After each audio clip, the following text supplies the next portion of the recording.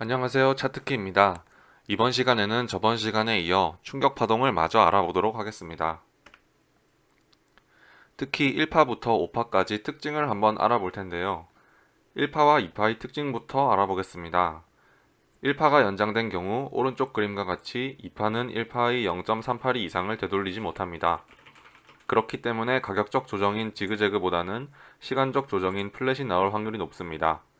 그림의 빨간색 ABC처럼 지그재그가 나온다면 노란색 플랫의 A파로 카운팅할 수 있겠죠.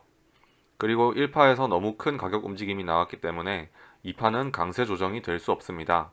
강세 조정은 플랫의 B파가 A파를 넘어서서 상승 힘이 더욱더 강해지는 것을 의미합니다. 그리고 2파가 4파에 비해서 오랜 시간을 소비할 확률이 매우 높습니다. 2파와 4파 중에서 어떤 게 더 복잡한지는 1파와 5파의 길이 중 어떤 게 더 기냐로 정해지니까요. 1파가 연장되지 않은 경우에는 2파가 1파의 99%까지 되돌릴 수 있다고 많이들 알고 계실 겁니다. 하지만 그것은 2파의 중간 부분뿐이고 2파의 종점은 절대 1파의 61.8% 이상 되돌릴 수 없습니다. 이는 글렌릴리에서만 존재하는 지식이기 때문에 회색책만으로 매매하시는 분들은 이렇게 카운팅 하시지 않습니다만 이 지식이 다중 지그재그와 충격파를 구분하는 매우 중요한 사실이 되기 때문에 글렌릴리를 하실 분들은 꼭 알아두셔야겠습니다. 그리고 1212라고들 많이들 하시는데 1212는 1파, 2파, 3-1파, 3-2파를 차례대로 부르는 은어입니다. 하지만 많은 분들이 1212까지 밖에 안 나왔는데 임펄스가 많이 남았을 것이라고 철통같이 믿고서는 홀딩하시는 경우가 있는데 조심하셔야 합니다. 1212가 나올 수 있는 조건은 다음과 같습니다.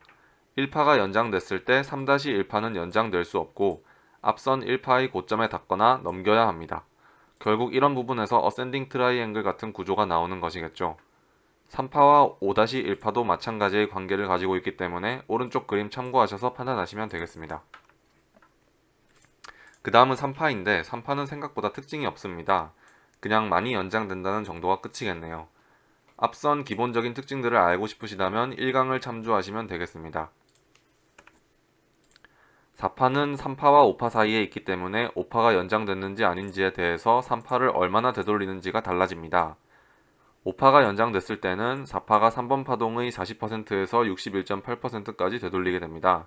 특히 50% 이상 자주 되돌리는데 0.5에서 0.618 피보나치 근처를 주시하시면 되겠습니다. 그리고 당연히 5파가 연장됐으니 4파가 2파보다 복잡해야 합니다. 그리고 5파가 미달되는 경우가 있는데요. 그런 경우에는 특이하게도 예외적으로 4파가 충격파 내에서 가장 복잡한 패턴이 되어야 합니다. 4파가 복잡하기 때문에 3파에 대한 4파의 되돌림 수준이 1파에 대한 2파의 되돌림 수준보다도 커야 하고 4파가 일반적으로 3파의 0.38이 이상을 되돌린다고 하고 그 중에서도 0.618을 되돌리는 경우가 많다고 합니다. 다음은 5파의 특징입니다. 5파가 연장되면 5파는 1에서 3파의 2.0 확장보다 크고 3.618 확장보다 작아야 합니다. 헷갈리실 테니 오른쪽에 그림을 첨부했습니다. 3파 종점부터 1파 시작점까지 피보나치를 거꾸로 그었을 때 2.0부터 3.618 사이를 보시면 되겠습니다. 하지만 파동 간의 비율만 맞다면 이는 꼭 오피셜하게 지켜져야 할 필요는 없다고 생각합니다. 그리고 일반적으로 기울기가 가파른 순서가 1파, 3파, 5파 순서라고 하네요. 5파가 제일 완만한 것이죠. 그리고 5파가 연장되지 않았을 때는 5파가 100% 이상 되돌려진다고 생각하면 되겠습니다.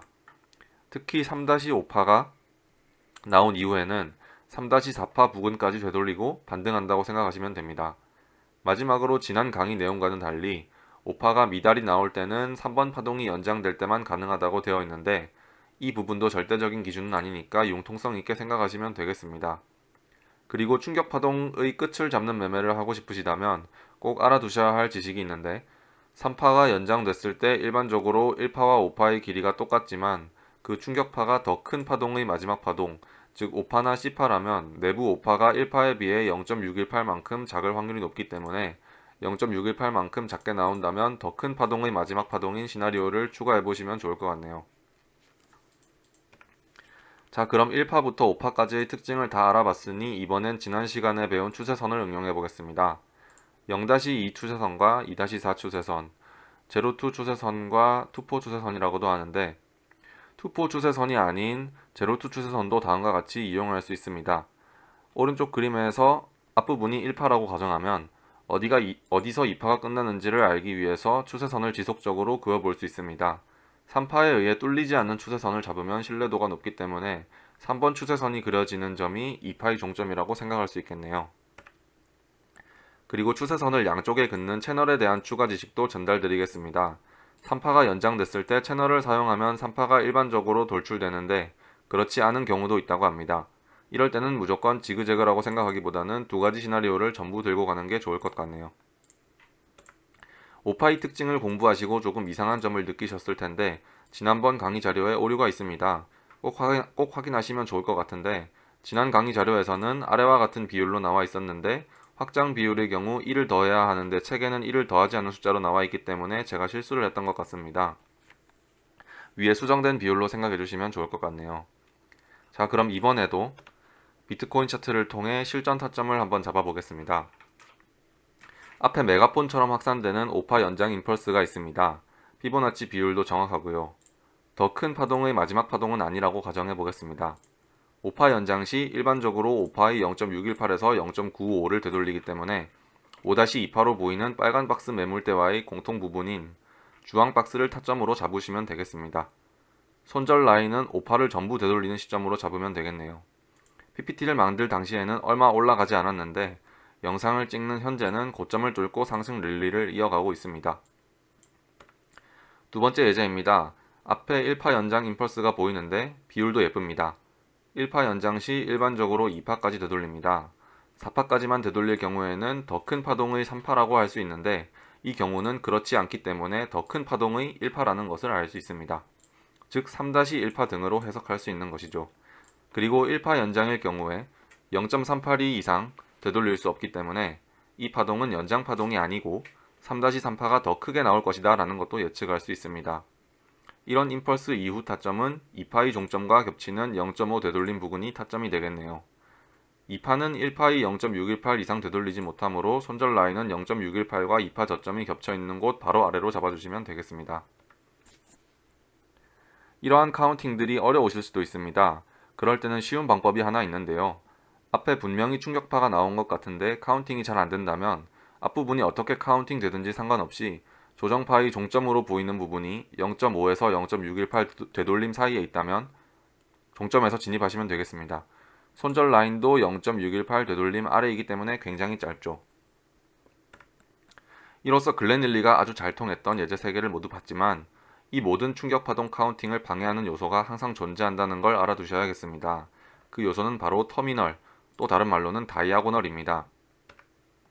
매영남님이 다이아고널을 좋아하셔서 다들 다이아고널 매매를 꿀이라고 알고 있는데 글렌릴리 터미널 충격파동을 공부하지 않고 매매하면 어떻게 되는지 알려드리겠습니다. 이 자료는 토마스 불코스키 저자의 Encyclopedia of Charter Pattern에서 터온 페이지인데요. 다이아고널이라고 생각되었던 웨지 패턴의 승률이 굉장히 낮고 모든 패턴들 중에서 퍼포먼스 랭크가 가장 낮다는 것을 확인하실 수 있습니다.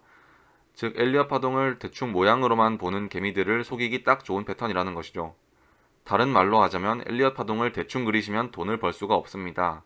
그렇기 때문에 저희가 글렌릴리를 공부해서 다이아고널이 뜨는 조건을 강화해야지만 다이아고널로 돈을 벌 수가 있습니다.